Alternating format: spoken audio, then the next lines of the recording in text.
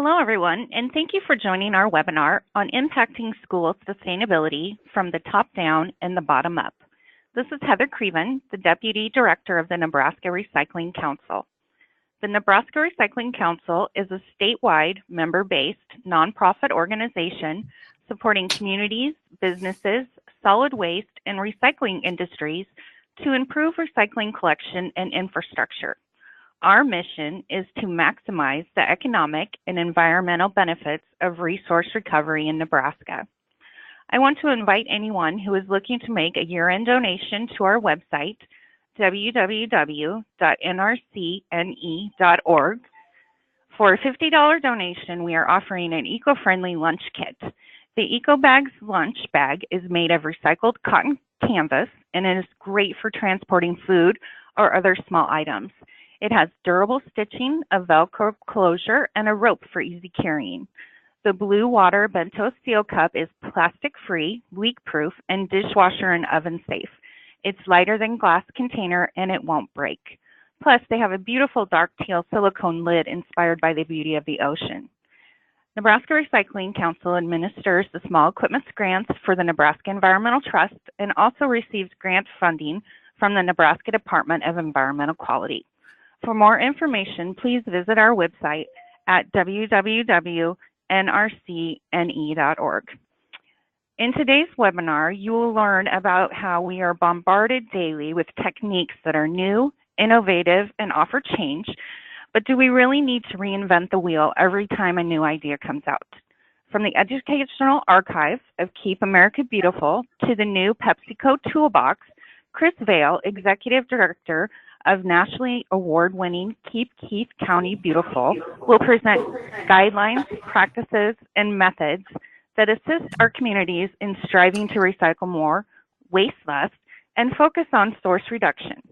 Mr. Apple, Superintendent of Ogallala Public Schools, is also here with us today to add to the discussion.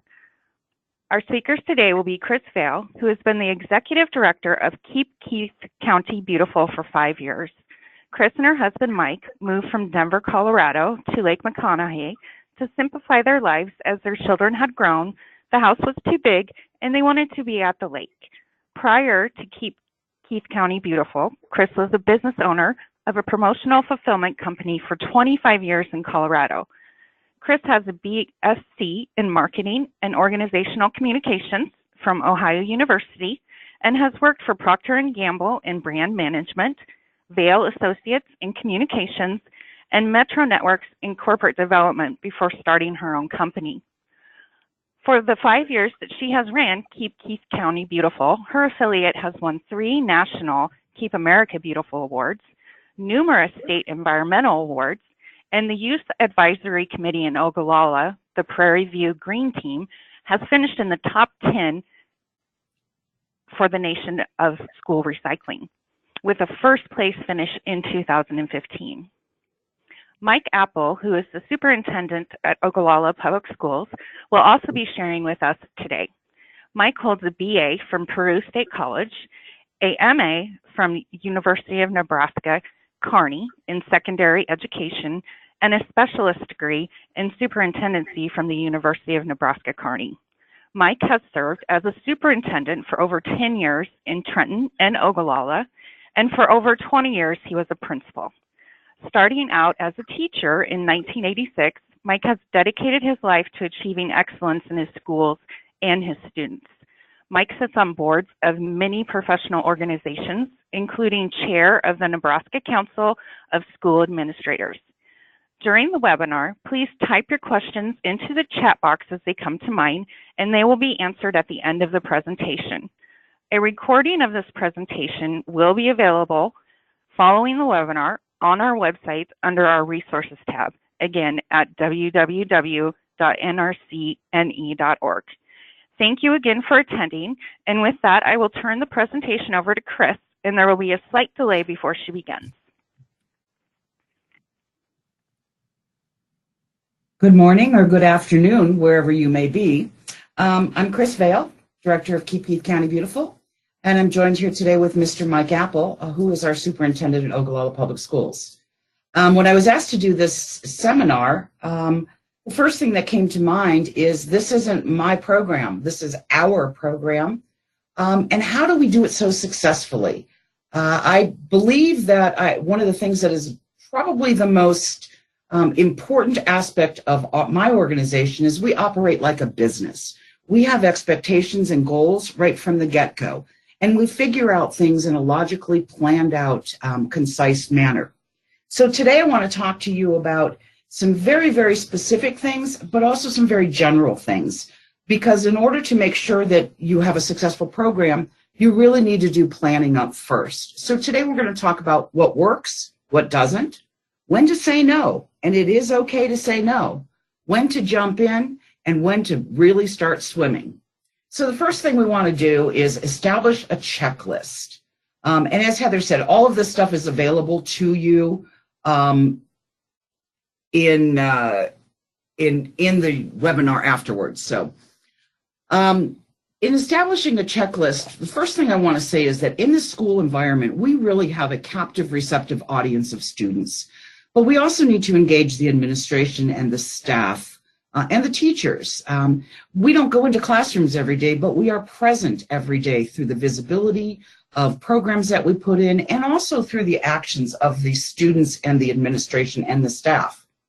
So the first thing we need to talk about when we look at if we're going to do a program in the schools, and so the very first part of this is it a viable thing? Can we do this? Does it make sense? If we can do it, the first thing we need to ask ourselves is, how can we move it? If we start collecting all this recycling, are we going to be able to have a hauler pick it up? Can we have a container sitting in front of our school? Are there dumpster locations that we can send everybody to? And how do we specifically designate what comes from the school, what comes from the community at large? Currently, in our situation, we are very fortunate here in Ogallala to have a recycler, a MRF system that works with us in picking up our containers directly from the school. So that is one thing.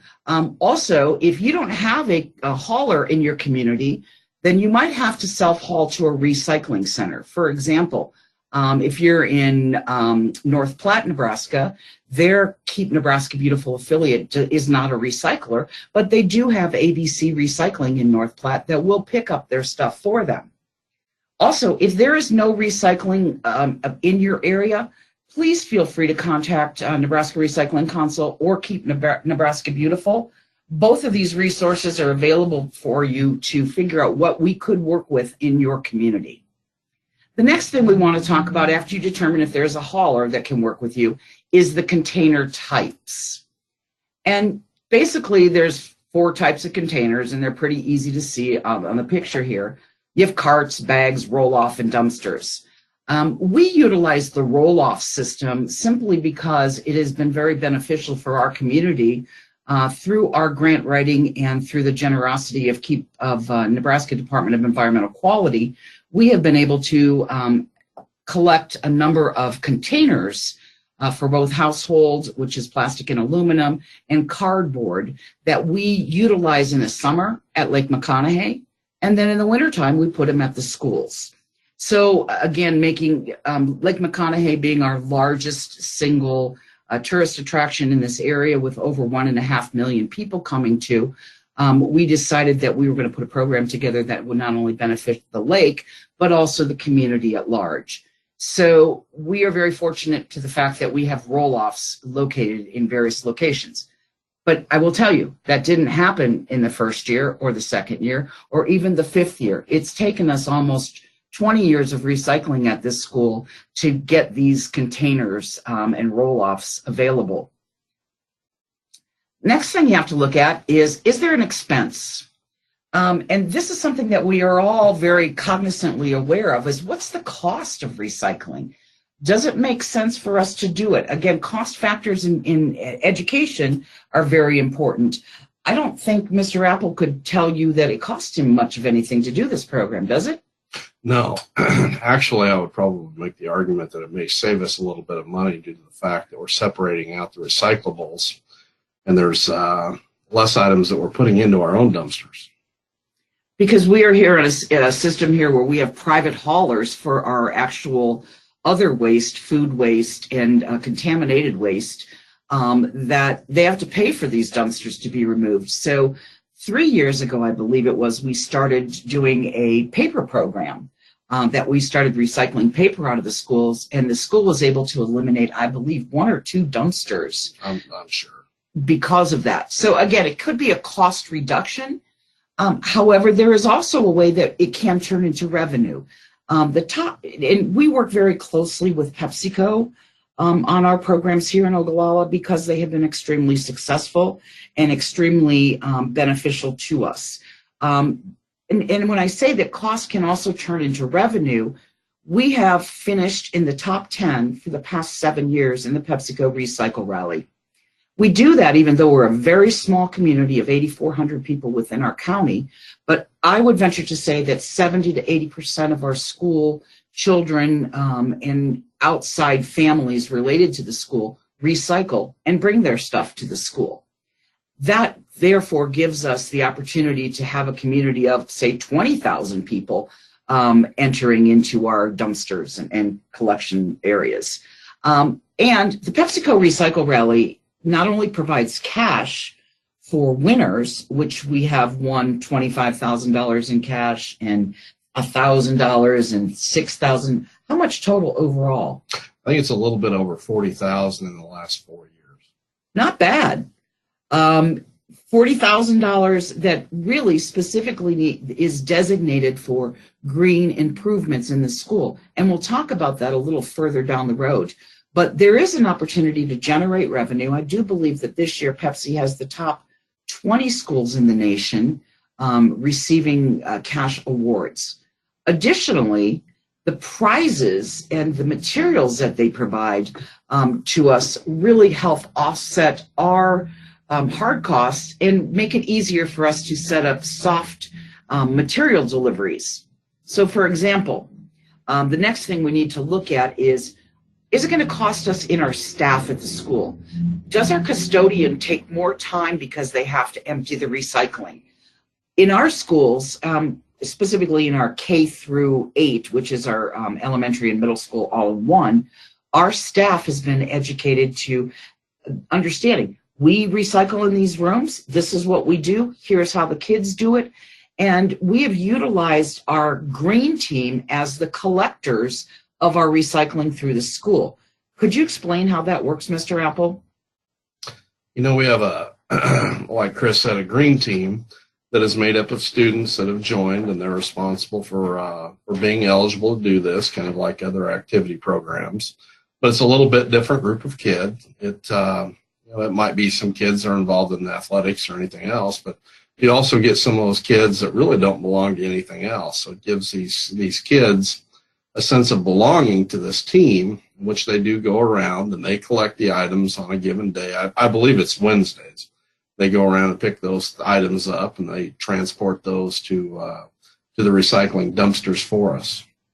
So not that we're using child labor, but what we're doing is we're incenting these kids, because these kids that are part of our green team, not only do they get sweatshirts that are paid for by the school and the Recycle Rally, but they're also recognized as real special people in our area.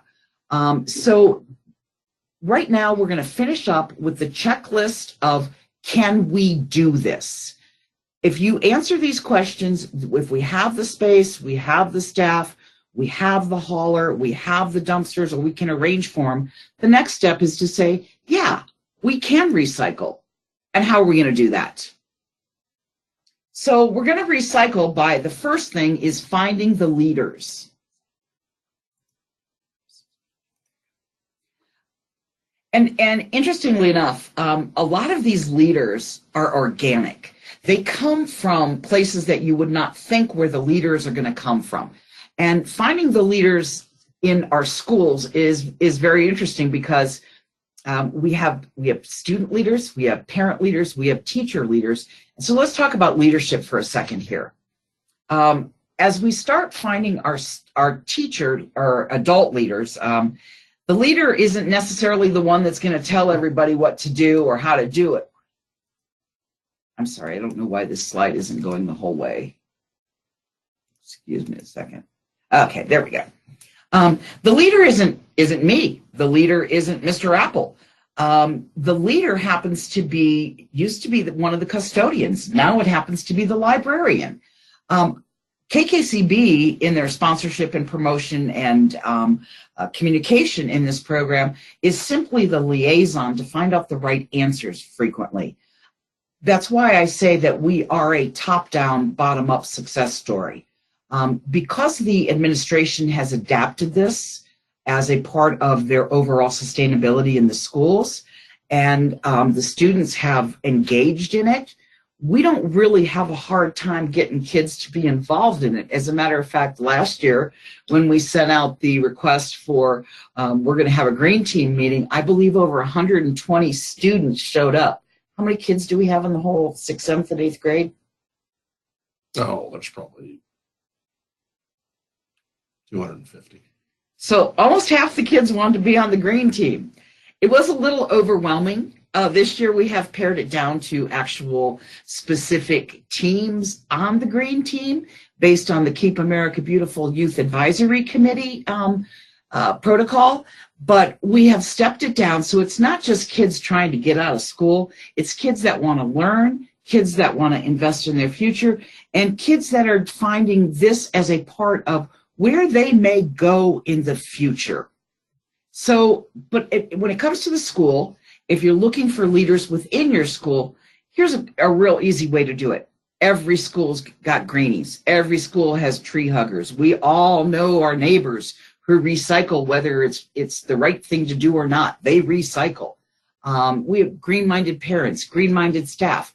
When I say government agencies or NGOs, I'm specifically speaking about the NRDs, the Keep America Beautiful affiliates as the NGOs, or even some small groups and areas that might cross over from a large group, say, like Earthwise or Waterworks or things like that in your community specifically, especially in cities like Lincoln or Fremont or Grand Island or Omaha. The next thing we want to look at is who's the student leaders. And we have to really find these student leaders because they're the ones that they set the example. As a matter of fact, I remember when we were having one of our first green team meetings, Mrs. Armstrong, our school librarian, said, I want to make sure every single one of you kids is recycling, and when you see someone who isn't recycling a plastic bottle, that you're the mentor that goes over and says, hey, we recycle at this school. We try to have zero waste. No plastic goes in the garbage. So it's one of the things in our student leaders, they know when they're wearing that Prairie View Green Team sweatshirt or the PepsiCo Recycle Rally shirt, they're right on, they're visible. We want your pop. We want your recycling. And so because they are the ones that are saying it, the message is, I think even reiterated stronger that you have peer-to-peer learning, and the learning is through the classroom, but also through activities. For example, when we do a coloring contest every year in coordination with America Recycles Day.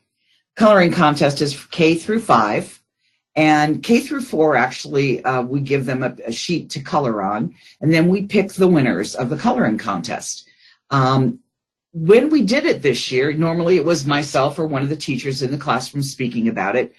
This year, our green team went out and did it. They went into the classroom. They talked to the kindergartners, the first graders, the second graders.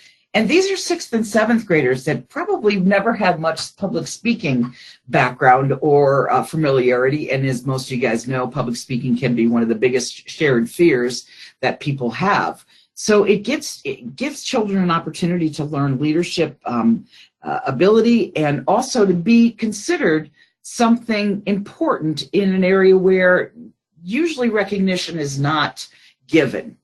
The other thing that we do is we have to have our kids have a certain obligation. They have to meet certain criteria. They have to show up to 3 meetings before they get their sweatshirt. They have to be involved in 3 different events before they get their sweatshirts. So we almost have it as a part of, you've achieved this right to wear this shirt or to be a part of this team.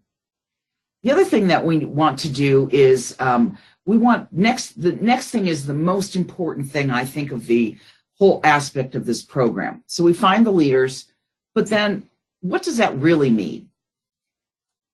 We have found the people that want to do this, but now we need to find out, what do we want to do? We want to find out within the community, can this work? And that is, I find, the number 2 step on every organizational plan that you have. You come up with an idea, and then you research that idea. Is it going to work? For example, Mike, would you tell us about what happened in Trenton?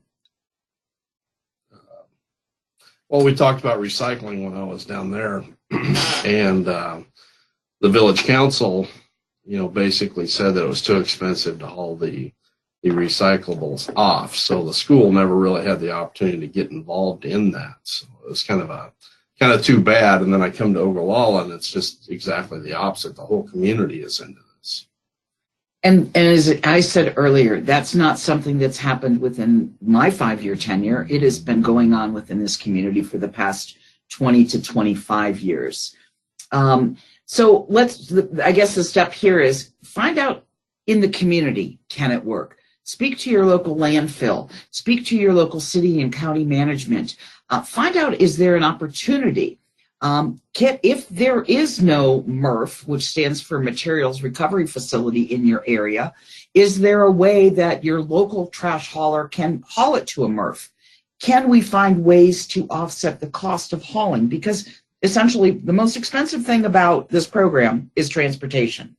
If you don't have an easy opportunity to remove and move your materials, it really is probably a no-brainer.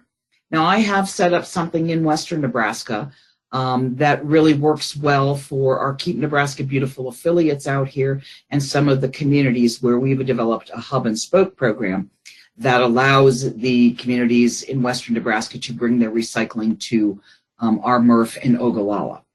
So that is a way that they can offset their cost through this Western Nebraska Regional Recycling Program that we have established here in Western Nebraska. Now, it's not something that couldn't be done in Lincoln, Omaha, Fremont, Grand Island either. I'm sure that there's other ways to establish a protocol for hub and spoke recycling.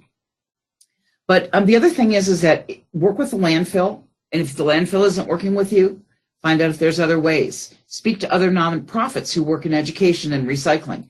The biggest thing I want to share with you about my experiences is this is not me. I did not recreate the wheel, and there is no need to do that because there is so much done and written on this stuff that it is very simplistic to find out who's doing it and how to get it going. And right here within Nebraska, not only do we have our Keep America Beautiful affiliate state office, Keep Nebraska Beautiful in Lincoln, we have the keepamericabeautiful.org, it's KAB.org, and if you type in the zip code, city, state, it will give you where, what, and who recycles in that area. But also check with your Chamber of Commerce, conduct a search for recycling haulers, review some online databases, but find out who you can partner with.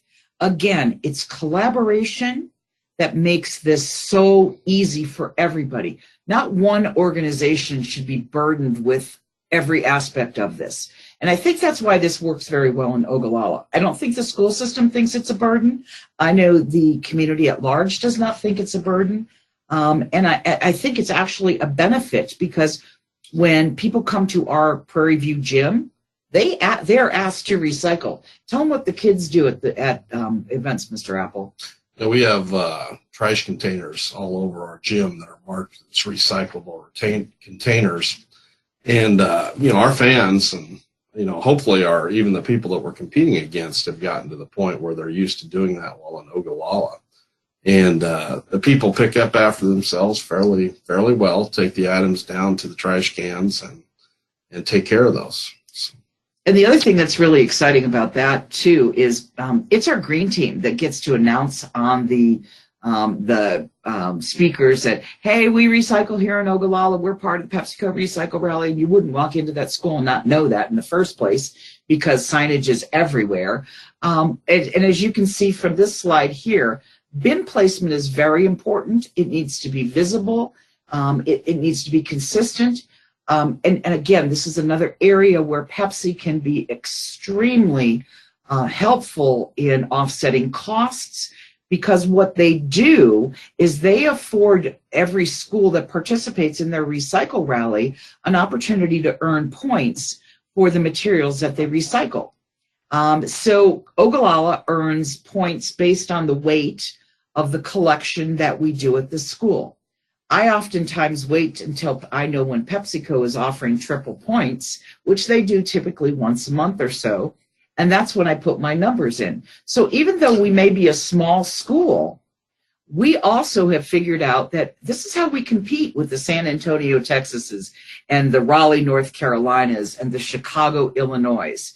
We're very, very systemic in our in how we put our recycling numbers in. We make sure we count everything we can, because we can only count what's at our school. So bin placement's important, but also the next step we go on to is handling the recycling. And this is these are three of our girls. These are 7th grade girls. You can see in the picture, and they've been on our green team for 2 years. They're these three girls are very excited and very, they're just enthusiastic about it. And so every Tuesday and Thursday, we have a green team meeting on Wednesdays, but Tuesdays and Thursdays during what is called WIN, which stands for What I Need, it's right over lunchtime. Our green team, which is our, what we consider our waste audit team, they collect the recycling from around the school in all of the classrooms and teachers' lounge, and I think other staff areas. Yep, the offices all have bins. Every desk pretty much in the school has bins. And then these girls and boys go around and collect it, and then they literally put it in larger containers, which they then move out to the dumpsters, which are located in front of the school. Actually, not dumpsters, roll-off containers. And then the next thing, and I think this is more of an overall big picture, but we need, and this is what I teach every single day we walk into that school, is not only recycling, but recycling right. What do we recycle in Ogallala? Our kids know plastics, 1 through 3, 1s and 2s, are recycled all the time, every day. So we're very, very specific, as plastic number 1s are the clear bottles, plastic number 2s are our milk cans and packaging material bottles like shampoos and detergents, and any kind of paper we will do here, any kind of aluminum and metal we do here. So the first thing is they know what we recycle. They also know to separate this stuff, because unfortunately, recycling is not a real profitable industry. We are fortunately subsidized in our state by the Department of Environmental Quality, that receives revenue from various sources that are not taxpayer generated, but more business fee generated, Keno fees, lottery fees, that kind of stuff that help the environment. So we are very fortunate in this state. Other states have actual states that are the Keep America Beautiful affiliates, but in Nebraska, we are private NGOs, typically nonprofit organizations addressing education. So what we need to make sure is that when we do recycle and we are teaching recycling, that we are teaching the kids to empty all liquids out of the bottles. If you're going to do a mayonnaise jar, that needs to be clean. If you're going to do a milk bottle, rinse it so it doesn't get gross and ugly. Know what can be recycled. Partner with local news and municipalities to engage in corrective actions. And what I mean by that is, if we see something very specifically that we know one dumpster all the time is coming from one office, we can approach that area and say, hey, you guys, you're putting a lot of food waste in with your recycling. Could you please endeavor to make sure that you don't have the food waste in there? So those are the kinds of things that we want to make sure that our MRF is being most efficient and not having to sort and clean and do the things that should be a part of recycling right. So now we're going to go on to step 3 in our programs in schools. And this is building awareness. The first thing in every awareness, and me being a communication major, and granted it's been a long time, but I actually took classes many years ago in nonverbal communication. And as I sit here with my legs crossed and arms crossed, no, I'm just teasing. Nonverbal communication speaks so much louder than actual verbal words many times. If you walk into a school and you see posters and bins and kids, you know right from the get-go, this is an important part of who this school is. And again, I'm going to have Mr. Apple tell us another story about how he learned how important recycling was at our schools when he first moved here. You know, I was, I hate to say this, I was not a recycler prior to coming here, although I've always felt that, you know, I wanted to do that at the school level. But, you know, my youngest child kind of came home and convinced us we needed to be doing this. Now we make sure we separate our plastics out. And we bring those into the school and add those to the pile so those can be counted towards our rally. And you know, now it's just kind of part of the fabric of who we are, just as this recycling is really a part of the fabric of not only the school, but I believe the community of Ogallala. I would agree with that. I literally have parents, businesses, outside organizations saying, where can I take my stuff to make sure that the school gets all the credit for it? So our busiest dumpster container in town is at the school. And that is absolutely wonderful to see that we keep that also there year round. If you look at this little picture here, though, where we have the young boy in the on the bottom picture, that is in front of a truck that sits at the school every Wednesday morning. So the students can come and drop off their recycling. And then we take that over to the dumpster, which is just a little bit to the north of where the truck is actually located, because it's easy for parents to drop off the kids and the kids just run up with their recycling. Again, most of you that are on this conference are already engaged in professionalism in the environmental stewardship industry. And you know the single biggest buzzword that we can do is make it easy for everyone to recycle. You know, just let me interject one thing here, Chris. You know, looking at the picture of the young man in the wheelchair, obviously one of our special needs kids. I don't know how many school people we have out there that are listening to this today, but you know, the green team gives us a chance to allow some of our special needs kids to kind of interact with some of the regular ed kids that are on that green team. And they do a great job of going around. They're paired up with the regular ed kids, and it's a way that they can give back and be a part of something in the school, which is a great activity. It's very popular in schools now. We talk about unified sports and things like that, but it's a great chance for those kids to interact with a lot of our regular ed kids as well on the green team. We actually have one young man at the school. His name is Sebastian, and he has his own little station set up that says Sebastian Recycles. And he has a couple of little containers that are his containers that he does. And it is so, to me, it's very rewarding to see that in this case, these children are not considered disabled with any disability. They are just as regular as everybody else. And that, I think, is probably one of the most inspiring aspects of this program. I know that I've said for many, many years, the one thing that I love about this is it doesn't matter who you are. It doesn't matter if your dad's a doctor or a lawyer or an accountant or a waste hauler. It doesn't matter if you're the high school quarterback or the janitor's kid. Every single person is equally treated and equally respected. Everyone can participate and everyone feels good about the wins and the losses of this program. The next thing I would like to talk to you about is how we build more awareness. And one of my favorite activities is building awareness through my social media. We actually have 2 pages that are specific to green team work within Keith County. I have a Keep Keith County Beautiful page, and then I also have a Keep Keith County Beautiful Green Team page. These are not pages that are affiliated with the school, because there's certain things that the school has in regards to responsibilities for social media that I don't have to abide by. Don't you have some like regulations that you're not allowed to use pictures and things like that? Yeah, and label kids with names. So in this case, they can be anonymous. It's just a kid. But as you can see here, our social media, it is not only, it's professional. You can see we do a Wednesday recycle day, picks and prizes.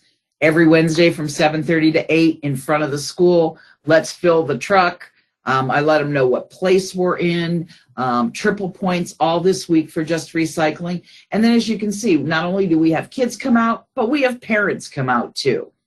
And typically what I do on Tuesday nights, I put out a message and let them know that tomorrow is the Picks and Prizes Day. And then what we do is through the benefit of the Pepsico Recycle Rally, we order with our points gift cards, and we give those gift cards once a week to a student recycler, to their family, or to them individually. But most likely we give it to the parents, and there's a little letter in there saying thank you for being a recycler, thanks for showing up, and thanks for doing it regularly. And one of the things I realized after being out there, week are we into? About 10 weeks of school so far? Oh, we're probably past that. We're probably at about week 16. So I would say for the past 12 weeks, because we didn't do it the first month of school, we have the same kids every week, and every week we have some new additions. And speaking of our new addition, this is a great picture of, there's Mr. Apple, our superintendent, hanging out with one of the kids, working with them to recycle. So again, we have very visible recycling once a week, but we've also been focused on discussing recycling in schools. The biggest thing that we can do is communicate to the students and the families. So on Fridays, when the Friday envelope goes home, oftentimes there's information about recycling in there. As a matter of fact, this week, when it goes home, there will be information about we are opening up open enrollment to the Green Team for our December 5th meeting. And tomorrow's the 6th, 5th. So it would be the December 12th meeting that we'll be bringing in our first group of 6th graders. But we set responsibilities on these kids. They're not just going to come and sit around. They're going to do things. They're going to get up and adjust and figure out what we want to do within our schools. But not only do we need to communicate this to our schools, but we also need to have it focused in homes and businesses. As a matter of fact, here in Ogallala, we worked very closely last year with our local Chamber of Commerce, and they have a leadership class. It's called Keith County Area Leadership Class, and they decided their project was going to be establishing recycling in local businesses. One of our large local banks had recycling in every single person's desk. Then we did a waste audit and figured out what could be and what could not be recycled.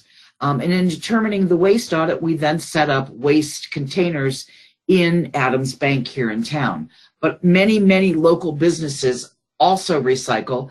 And through our MRF here, we've determined where we put our dumpsters so the local businesses can easily have access to collection sites for recycling. So again, one of the things we also need to know is why we recycle. This is part of the communication.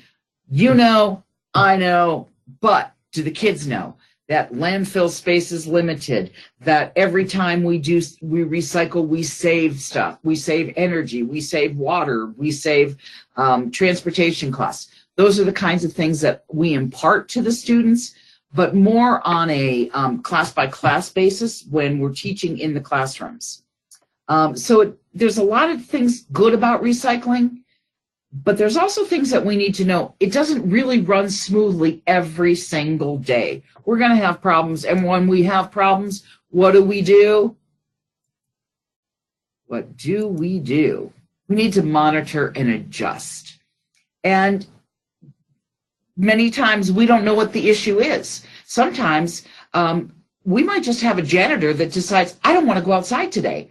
Or we have students that say, oh, I'm bored with this. This isn't the cool thing to do anymore. I want to be in band during WIN. So we lose kids and we gain kids. We lose businesses and we gain businesses. But if we continue to sustain at a level that we're only increasing because everyone has already set that behavior modification in place, we will just gain. Sorting. Yeah, to me, sorting is the single biggest problem that we have. I am not a big fan of single stream because I believe that single stream causes extreme contamination. And I don't know if you know what single stream is, Mr. Apple. Single stream, for those of you that are not familiar with it, is everything goes in one container and they sort from there. I do believe dual stream, which is a liquid, cans and bottles, and then paper, so you get two different streams, is a viable way. But truly the best way is that each stream is in its own container. Does it take too much space? Okay, well, if we've got too much space being used in our schools or in our businesses for recycling, and I've walked into that school some days where there is bags and bags and bags and bags along the back hallway because the kids hadn't taken it out in a couple days, it can become an issue, which is why then you need to work with your local MRF or your local Keep America Beautiful affiliate to figure out ways that we can help you, or consider a roll-off or a dumpster. Other thing is no schedules. No, I know for a fact that WRG will pick up on Tuesdays. So on Wednesdays, when I go out there, we're going to have an empty container. If that container is full at the end of the day, I know approximately how much poundage is in there. So those are the kinds of things that as you establish a program and develop your program, you have to go back and reflect on, what did I do right? What did I do wrong? How do we adjust these goals? How do we fix these things? And as in any good program, we realize that not everything stays the same. Change is constant, and we need to adapt to that change. So now we've gone through all of the steps, the 1 through 5, and as I like to call my 5-step selling format, your 5-step behavior modification format, your 5-step monitoring, adjusting format. It all comes down to, is it really the right thing to do? And we have to ask ourselves, is this all for naught? Are we really doing the right thing? Okay. Come on, slide, get up there. Sorry, I'm having a problem with this slide. There we go. We need to remember that when aluminum, and this is what we teach our kids, that aluminum can that you're drinking out of in 6 weeks can be a brand new can. That plastic bottle that you're drinking out of in 12 weeks can be a new bottle. How much water have we saved? How much BTUs have we saved? When we talk about things like water, I'm a huge water conservationist. One of the things, I live at a lake. I live at a freshwater lake.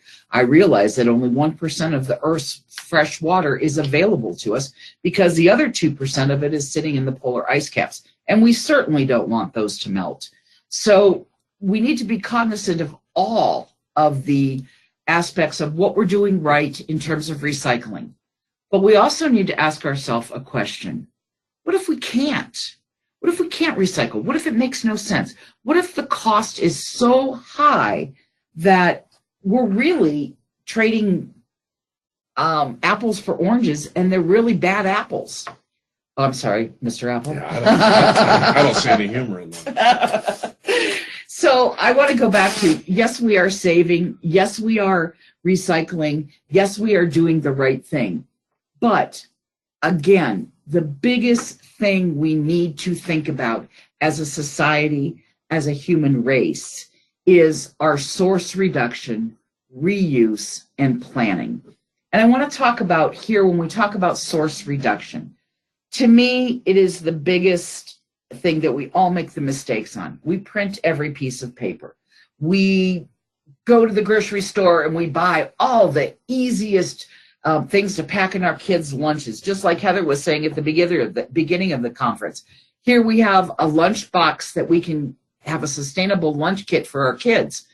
Do we really need to send plastic forks and spoons and straws and bags and paper bags that all end up in the garbage? Or can we send Rubbermaid that can be brought back home, bamboo silverware that can be brought back home? I know currently through the Keep Nebraska Beautiful affiliate network, the Lincoln Public Schools are doing something absolutely phenomenal with their food waste in schools and composting. With the Big Jim's Earth Farm down there with the worms and the composting. There's phenomenal things going on as the next step.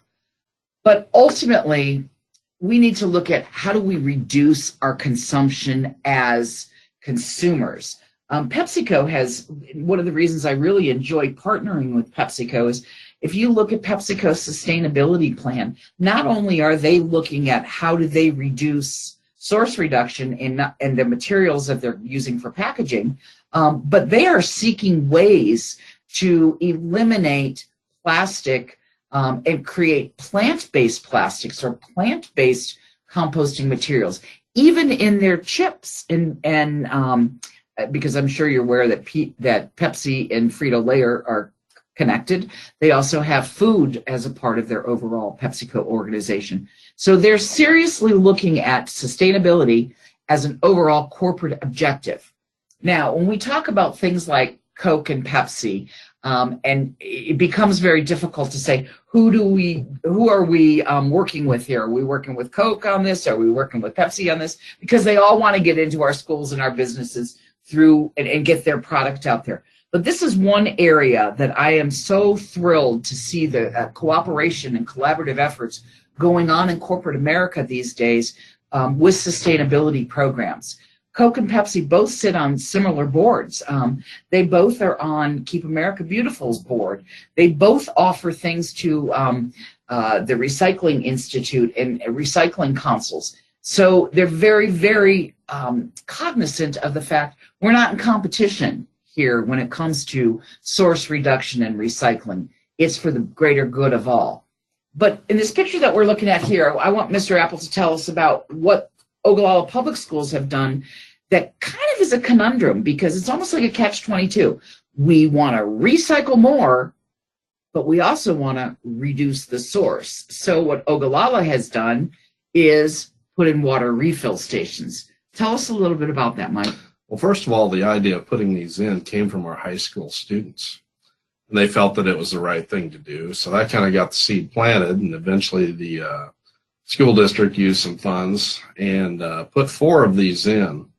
And the issue is kind of like, we do such a great job recycling, turning in all these bottles that are, of course, go towards our count. Now we're going to put these refill stations in that are going to cut down on our bottle usage. And I am happy to say that this morning I did walk around and check all these. And it's a little over 75,000 is what the bottle count is on the 4 of these stations combined. And we just put these in last year.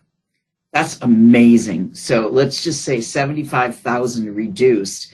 Unfortunately, that 75,000 that doesn't go to our PepsiCo recycle rally count, but we'll take it. The next slide I want to talk to you about is something that is near and dear to everyone at Keep Nebraska Beautiful's heart, and something that we all need to look at as a part of where we are going as a society. And it is about food waste. I was introduced to this idea about a year ago as Keep Nebraska Beautiful took this up as a message that we really wanted to get out to our communities. But when we look at the numbers that are part of what we are wasting, I don't want to get religious, but it is almost sinful. It is true greed and true gluttony that costs some of these things. And I have had to take a very hard personal look at how I do my own behavior. I've had to modify my behavior to say, when we buy stuff at the grocery store, number one, let's make sure we're going to eat it and not throw it away. And number two, how can I reduce my own costs by looking at food waste? And the first thing I do is if we don't try to reduce at the source, we're never going to reduce anywhere. So when I go into the grocery store, more often than not these days, I will buy the largest package available because I can break it down. That is also, unfortunately, when you break it down, you come into more packaging options. But if we continue with the path that PepsiCo's been on, some of these packaging options can be compostable in the near future. But how do we engage our commercial partners to think about packaging and recycling? Specifically things like, when you get a computer or you get a new phone and there's styrofoam in it, and what do we do about that? We as consumers need to send the message also to our counterparts in the consumer packaged goods industry to understand that packaging is important to us. In other countries, such as Sweden and Denmark, where their recycling rates are up in the 70 and 80%, the packaged goods companies are responsible for some of their materials. And I read an article one day that said the packaged goods companies in Europe think about the package is owned by them. The material inside is what is owned by the consumer. So when I buy a soda, I'm not buying that container, I'm buying the liquid inside. And I think that's a different way to look at things. It may be where we're looking at things in 15, 20 years. So let's talk about a little bit of fresh water. And we all know how much water is wasted all over, especially in a state that I live in Nebraska, where corn is grown everywhere. And not for food sometimes, but for ethanol.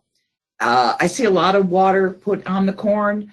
Can there be other plants? Can sorghum or soy or hemp be utilized? Yes, and I know all that's being looked at, and maybe hopefully within the next 10 years we will see a switch from the farms going to more water-reduced plants. But I also want to talk about the numbers, the dollars, because that's where it ultimately comes down to. Think about this. If we're wasting 47% of all of our food, that means that we have to create an additional 47% to put on those grocery shelves. That's money. That's money out of our pockets that's lost. The mere numerical value should just scream at us. $1 trillion? Holy man, what could we be doing with that? And part of these issues with food waste, it's a whole in-depth conversation that I'm sure Nebraska Recycling Council will take up as a topic eventually. But just recently, as a matter of fact, on October 18th of this year, the Trump administration announced that the USDA, the EPA, and the FDA would sign a joint agency called Winning on Reducing Food Waste. And basically what they're looking to do is figure out how some of the regulations have been put into place that were set up as safeguards have become burdensome cost factors and can be revised or revisited to waste less. So pretty much that's the whole presentation. But I really want to leave with you today a couple things. One is go through the steps to figure out if this is going to work for you. Both PepsiCo and Keep America Beautiful on their websites have phenomenal resources that can assist you. When it comes to schools, partner with your school. I have never, ever stepped into my school as someone who is acting like I know everything, because I know nothing about schools. I know nothing about school administration. I'm not a teacher. I've never been a teacher. That's their ballywick, not mine. What I am is an environmentalist that wants to put messages out to our community to grow this message.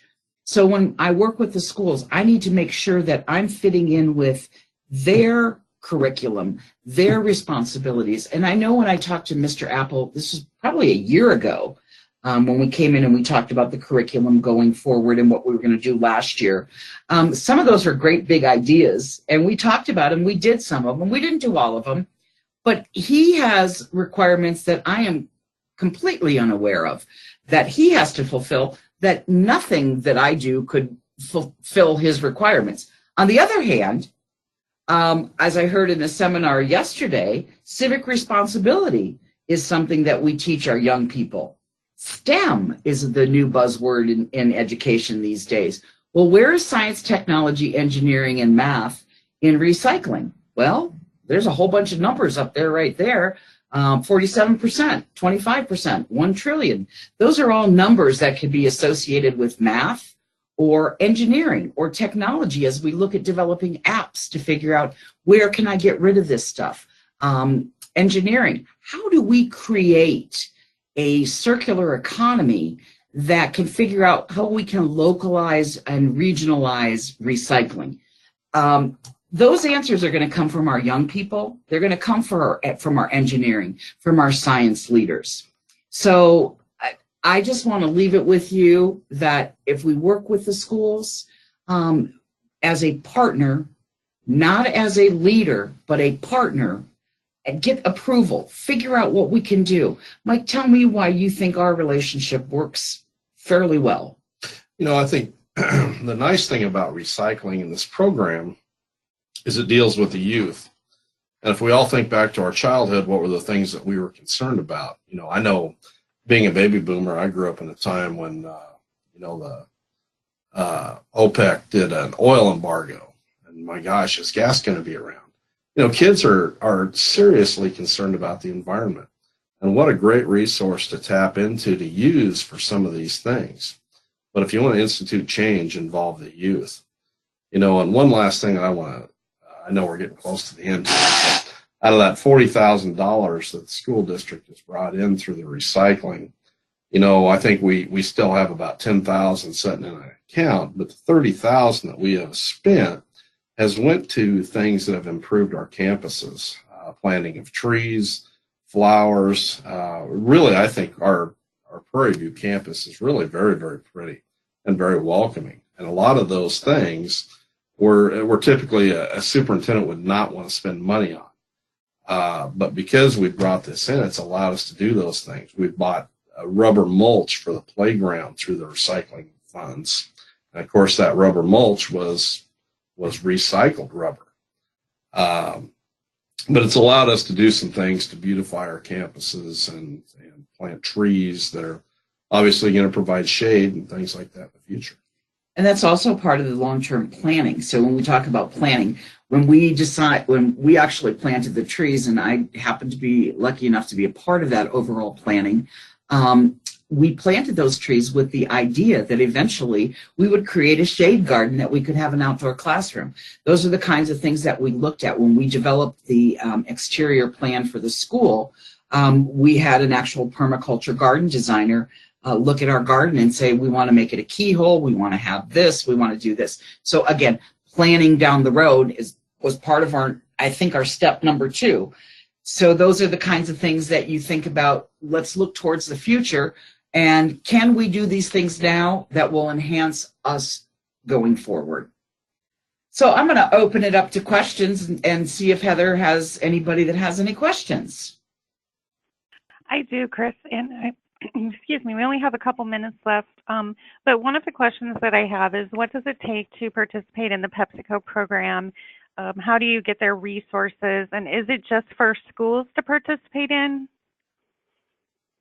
The PepsiCo Recycle Rally currently is, what we participate in is a school program. It is open to every school, private, public, charter throughout the country.